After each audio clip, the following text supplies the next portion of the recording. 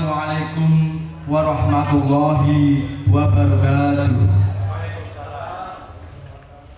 Panjenenganipun para priyayi agung ingkang satuhu luhuring budi.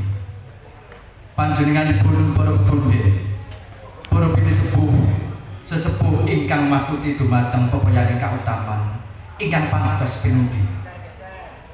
Para purna karya labet praja, para sarjana sujana luhuring budi ingkang minangka dados pandang pandoming para kawula dasih ingkang kinurmatan. Para alim ulama ingkang riten dalu tansah sinanding kitab wahyuning ilahi ingkang pantes nudarsana. Para kula wangsa Baratawiyata ingkang tansah mastuti ing reh kautamaning budi. Para kadang Breda Muda ingkang bagya mulya. Sumawana para tamu kakung putri ingkang satuhu luhuring budi. Karana piniji dening panjenenganipun Bapak Sutomo sekalian garwa. Ing kalenggahan menika kula mradhapa kinen ngaturaken wedharing ganta babaring sedya.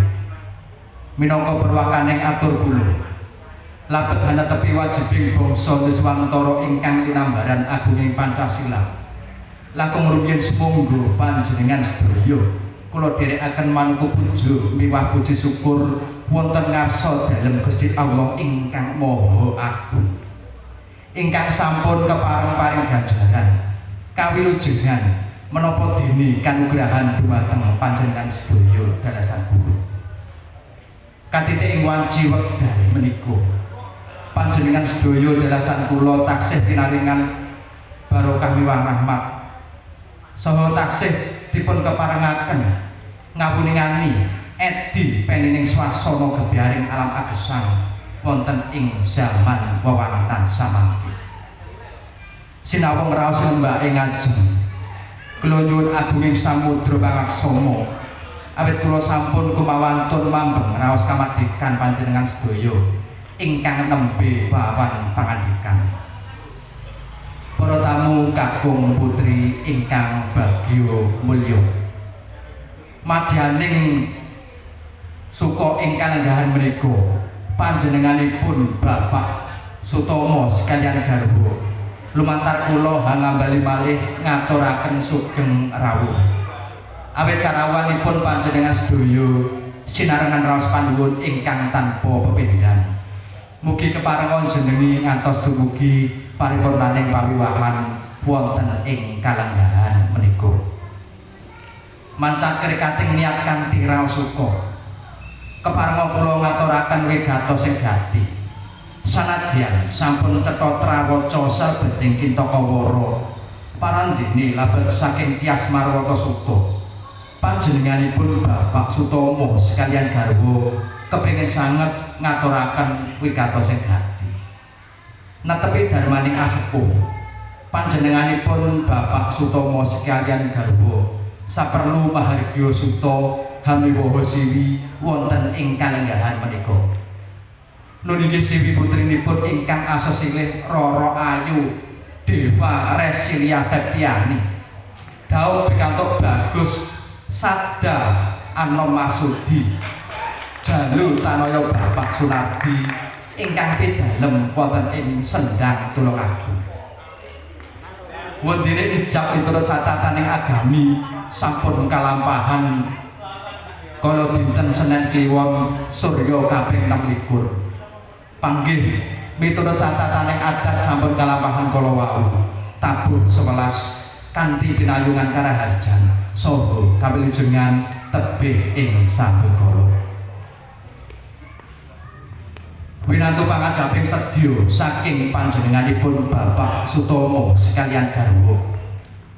Mugi lilaning penggalih para tamu kakung putri, langkung-langkung para pepundhen, para bini sepuh, sesepuh ingkang sampun pono ing pamawas, kiblating panembah, lebda ing pitutur, kasuwun puja hastawa puji hastutinipun satemah, pengantin salibet saged atut saha runtut, tresna tintresnan anggenya mancing wonten ing bebrayan menika.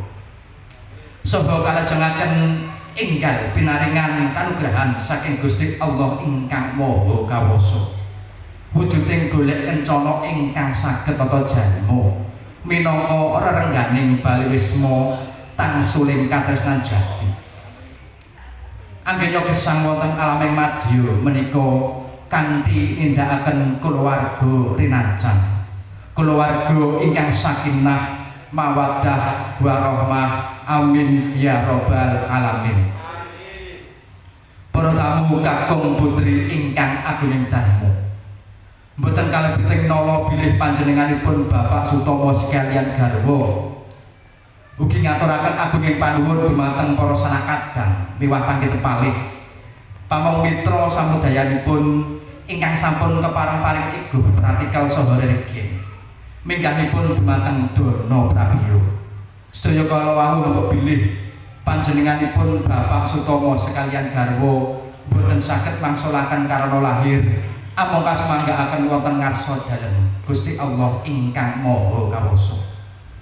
Mugi sih kadarman panjenengan sedaya ndadosaken amal kesaenan fidini wa dunya wal akhirah. Amin amin ya rabbal alamin.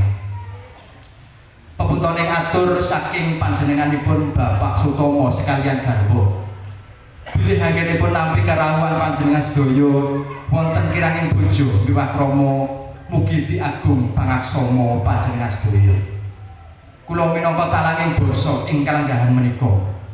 Bilih anggen kula matur wonten kiranging bojo miwah krama saha wonten gonyak ganyu ing wicara ingkang boten maranani diri. Labet angklenggono kiranging seserepan ingkang hanjalari kutunging pamanggih miwah kirang kono dumateng wewarahing para winasis ing reh basa tuwin sastra. Mawatu-wantu kula tansah tumadak balu daging samudra pangaksama ing wasana purnaning gati kairing sesanti rahayu rahayu ingkang sarwi pinanggih. Nuwun.